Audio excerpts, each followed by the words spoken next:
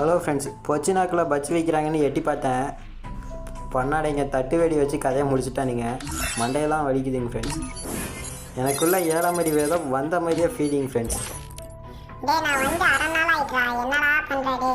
ஒருபடியாக இருக்கியா? போய் பச்சு வைக்கிறாங்க பொச்சு வைக்கிறாங்கன்ட்டு லேண்ட்மேனில் சாப்பிட்டு செத்துட்டு வர.